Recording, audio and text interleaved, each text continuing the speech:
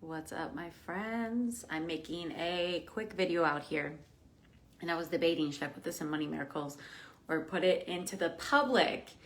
And what I realized is I don't know how I feel about making public videos anymore. It feels a little something. It feels a little weird. So I actually wrote Natalie and was like, let's create a Facebook group for my people because I'm just not vibing with the public videos anymore, but I am making this one public. So let's go into this. I want to talk about how the ego really tricks spiritual women, right? Let's talk about that. Hi, Kalinda. Hi, Allison. Hi, Jessica.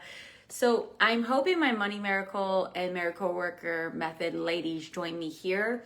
And if you do, let me know so I know you're here and you're receiving this information, because this message is for you, but I wanted it to reach more ears and eyes because I know that this is going to benefit other people. So yes, and I love what Allison's doing. Tag your people if you know someone needs this message. So thank you, Kristen. So here's the deal. Fear masquerades as logic. Okay, so just take this in. Fear masquerades as logic. And that means that your fear will translate into things like, oh, I'm good now. Oh, I already know that.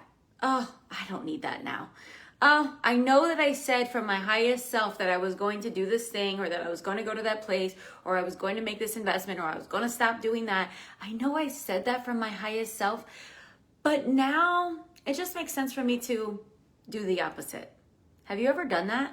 Have you ever done that before? So what has happened to me, and I see this happening with some of my clients, is I remember for me, because I was like used to having my meditations and doing my breath work and doing all the things and getting these divine downloads and really living a truly guided life. But I was so in my ego because I thought because I was living in these downloads and knowing all the things that I had all the answers. And while we do have access to the information and the answers, and all answers are within, they're constantly being revealed. And what I learned with more wisdom and by seeing my mistakes along the way, and not that they're real mistakes, they're just wisdom that has been gained. Right? Is that I've learned that in this constant unfolding, I have gotten out of my ego more and more and more. So I tend to do these things, and I'll share them with you, and you let me know if any of them resonate with you. So over this last year, I was in a program, and it's a 1-year program, and every maybe every other call, there's 2 calls a month, almost every other call, I tell myself, I don't need this right now. I say stuff like, this is just an ongoing conversation in my head. You know how we have these ongoing conversations. There's things like this that happen. Oh, I'm better off focusing on my work. Oh, I'm better off just doing this with my daughter. I should just do some self-care right now. I don't really need to do this. And then sometimes I go on the call and I tell myself, I don't have a question. I don't need to ask a question. Like, I tell myself these things. And what I've learned, because I know better than to listen to my ego now, because I've been just learning to challenge that voice, right? That thinks I know all the things. And I say, well, I did pay to be here. I'm paying them almost $2,000 a month to be here. Let me just stretch myself and ask a question. Let me just show up to the damn call. And every single time when I nudge myself and go beyond my ego's BS, I get an answer. I get a breakthrough. Something happens. I also did a whole podcast on this when I shared about this virtual event that I paid for, and it was such a small price that I was just like, man, it's only $350. I don't think I even need to go to this. And I had all these stories in my head, like, I only joined this because my friend joined. I don't even need to do this. I've already done it before, because I have in the live in person. So I was telling myself all these things, and I was just in my ego. And then I get to the thing. I actually show up for it because I know better than to listen to that voice these days. I show up for it, and of course, I start feeling things. I start hearing things. Like, I start understanding why. right? So, oh, my belly's grumbling right now. So I share this because I want you to know that your fear is going to show up as rational thinking. Your fear, your ego is going to show up as logic.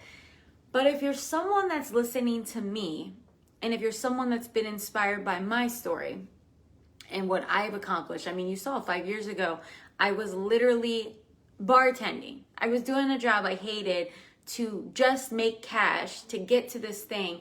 And you know what I call that kind of way of working and making money? It's like prostitute energy. It's like, I'm going to do something I hate because I need the money. I need the money. You notice that language there? I need the money. What I'm all about now is I'm not doing anything just because I need money. What I'm understanding now is my power and your power to create, and really our infinite connectedness to source and supply with the $sign as the yes. And that we can connect to this and start to call in money, create money, tap into our creativity and that resourcefulness to not have to go into those places. However, just 5 years ago, I was in that place. But since then, if we think about everything that I've created, writing my book, making it a bestseller, my live event, my retreats around the world, having $100,000 month last month, this is because I was unavailable to stay in these places. And I'm willing to check my shadows, check my ego, get fucking uncomfortable. And when I'm triggered, I know that I'm not going to go run and blaming the other person. I'm going to sit still and be like, what is this really about? What is this really about?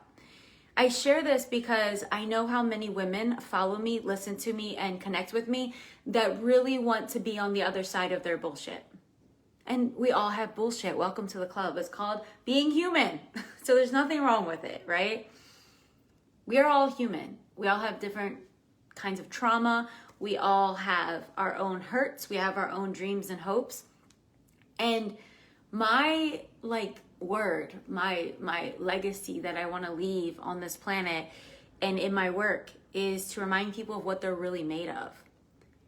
And when you remember that you are made of the same stuff that Oprah's made of, that Beyonce's made of, that this planet, that this wind that is shaking my windows right now, you are made of the same stuff. You are not different than me. You are going to have a different expression than me. You're not going to create the same exact things that I create. You're not going to do the same exact things that I do for money.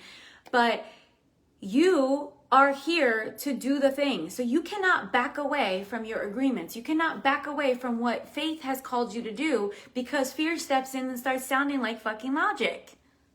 So what I want you to do is become a warrior with your intention, with your attention, and decide that you're not going to let your fear and that logical thinking, and when I say logical thinking, it's fear masquerade as logic. It's that little, naysaying like, meh, I already know, I already done that, I've already read that.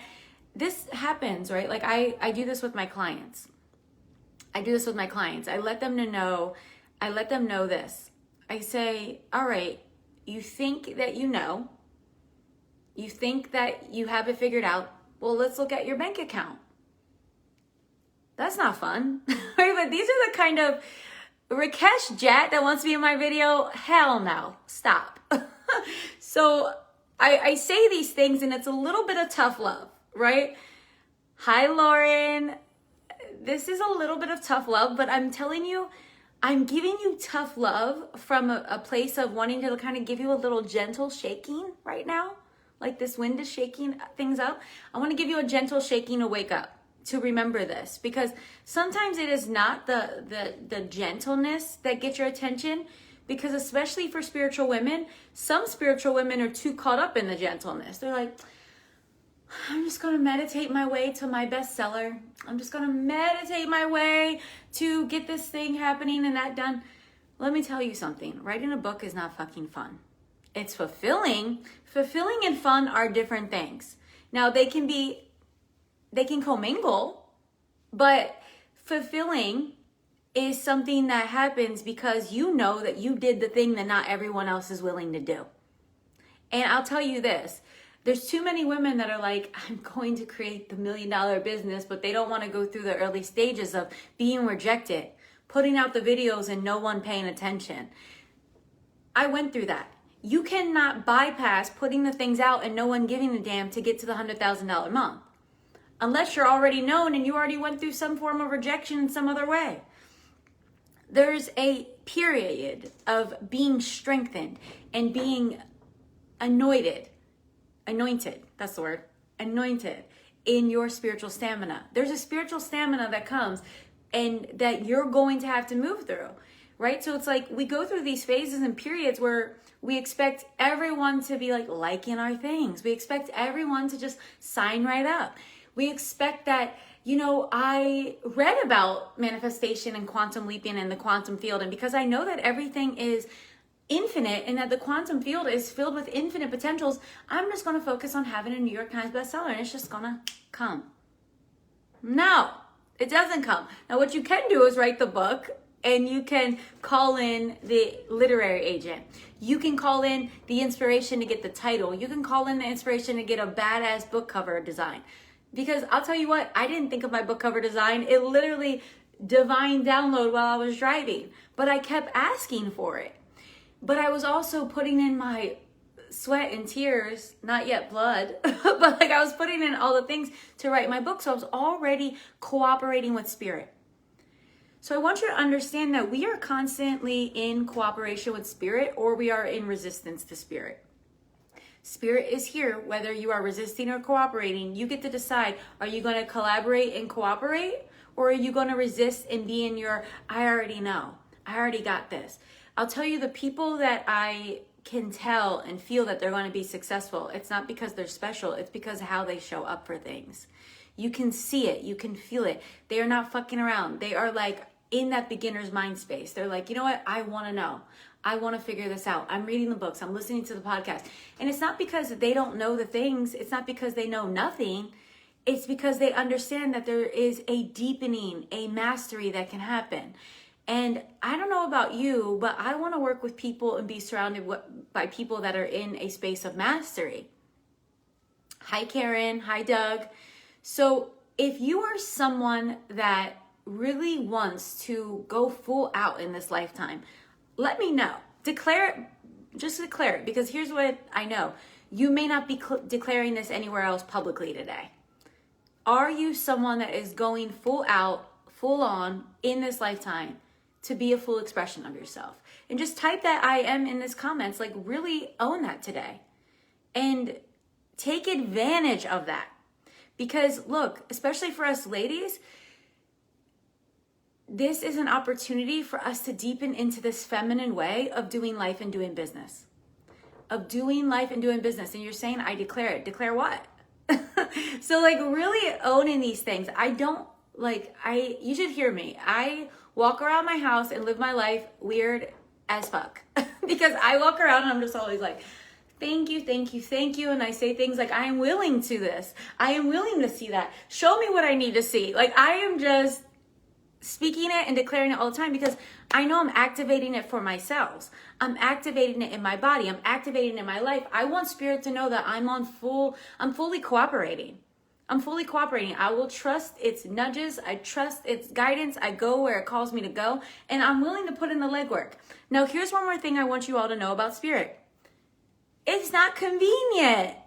So I know that it would be nice and organized if spirit was very convenient to your plans and your ego's plans, which are like, well, I plan to do this at this time. And if I look at my calendar, I was only going to do that this time of the year. And my budget says I can only do this. And I don't know, I have a lease that's for this time. And I didn't plan on going anywhere else in the last 3 months of the year. Spirit is inconvenient only because it's not working on your schedule. Spirit is working on the plans of divine unfoldment for your highest good. And that means that it may not be convenient to your plan. So sometimes you got to look at your plans and say, these were the plans I created with the only things that I know as of right now. And I'm willing to let them go because they're small in comparison to what Spirit has planned for me. I don't know about you. I know for sure that Spirit has big plans for you. They're going to look different than my big plans likely because you're a unique expression and an individual. But you're an individual of the whole. So you're always getting that constant communication. I love how many of you declared it. Like, yes, we are activating some things here. So thinking of this inconvenient, I want you to just anchor in and be willing to ground in this come what may energy. Come what may energy is something that I started living in 2016. And let me tell you, that's how I went from poverty to $200,000 like that, like literally the next year. Because I really entered into this place of deep surrender. Look, I'll tell you, I had some moments of very deep loneliness. I felt like my entire life, as I knew it, was falling apart, and it was. And I'll tell you, it was not fun. I felt like I was losing myself. I felt like I was going to lose connections with the people that were close to me. I worried that like I was so weird. I had a crying freak out after my second silent meditation retreat. I think this is in my book, where I decided I don't want to be spiritual anymore. I was like, no, I'm becoming too weird. I'm losing people I love. My ex-boyfriend, who I wanted to be back with at the time, which thank God, thank Spirit, that never happened. But I really wanted it. And because I wanted it, I so deeply wanted to be loved and accepted by him. And this was in 2014, I think. I so wanted to be deeply loved and accepted by him that I had a moment when he told me that I was being weird because I decided to spend New Year's Eve in a silent retreat and he was like out partying at a club. I just cried and cried and cried, and I said, I don't want to be spiritual anymore. I don't want to be weird anymore. I want to be someone that just goes to clubs and Cabo and does these things on New Year's Eve like a normal person. Thank God that Spirit guided me back into the place I need to go. But I was in resistance because I was afraid and it was scary. So I just share this with all of you because I want you to know that it's not all easy. While we want to let it be easy, there is an unbecoming, a falling apart. And it's the falling apart of the domestication of the things that you've learned, of who you need to be loved, who you need to be to receive love, who you need to be accepted, to belong. It's not real. And when you understand and start kind of walking through your own fires, that's what it feels like. It feels like walking through your own fires, the things that show up for you. And when you're willing to sit in the fires and you're willing to let it burn your things away, the things that do not serve you, the illusions, the grief will come, the tears will come, and I'll tell you, it clears your perception. And every single time, now I know when I'm feeling one of these kind of things show up for me, I move through it a lot faster these days, but I surrender with almost a love and a curiosity of, oh, I'm about to go to next level. I'm about to evolve. I'm about to see myself like I've never seen myself before. So I want you to know that in those beginning stages or at a time where you're about to go through a big reckoning, that you'll want to cling. The natural reaction is to cling to something that's from your past because the ego wants you to stay in the familiar. So because you know the ego wants you to stay in the familiar, your work is to stay hyper aware, to keep your heart open, and to be willing to walk in that come what may energy. So just so that we know, Spirit is inconvenient. Hi, Keith. And I know Nanette, so I'm glad you invited her in. Spirit is inconvenient. Spirit is also subtle. It will feel more subtle than your family's opinion, than your friend's opinion. It's going to feel more subtle than that voice that is constantly chattering in your head. And you just have to make sure that you're not letting logic come through that masquerades as fear to talk you out of something that your highest self is nudging you into. Because that noise is going to often be a lot louder and more clear than the subtleties of spirit, especially when you're first starting. So my friends, do the things, do the work, put in the foundational work. Yes, we can let it be easy. Yes, it'll get easier and easier. But I'll tell you what, as you begin to break free from the way that you've been trained to be on this planet, the way that you've been trained to be a woman especially, the working hard, the pushing, the competing, the focusing on, I can only afford what's in my bank account, and creating from that kind of limitation, the looking at your body and thinking, I'm only what I see in the mirror, looking out at the world and seeing your reality and thinking, this is all that there is for me. No, it's not real. But in order to really understand and create that exciting new reality, You have to first understand the way that spirit communicates with you and have that faith and move yourself away from obeying and being the puppet to what fear and the ego is saying to you. So I hope this has helped you in some way, shape, or form. If it has, share it with someone today. And I also want to remind you to stay tuned because I'm creating this Miracle Minded Facebook group. Yes, I am late to the Facebook thing, but I'm not even going to say I'm late. What I am is on my own time, and I never wanted to have one because I don't really feel like dealing with them before. But now I'm like, you know what? I want to have a little cozy space for when I do want to make videos, when I do want to share things, when I do want to create. I want it to be with people that are already a yes, like where it feels really good. So that's what the Miracle Minded is going to be about. So my friends, if you are a money miracle lady, tag one of your money miracle sisters on this call or on this live, because I want them to hear this message. In fact, I think I can just share it and drop it into that group. So my friends, have a beautiful, beautiful day. I'm sending you so many blessings, and I will see you soon. Bye.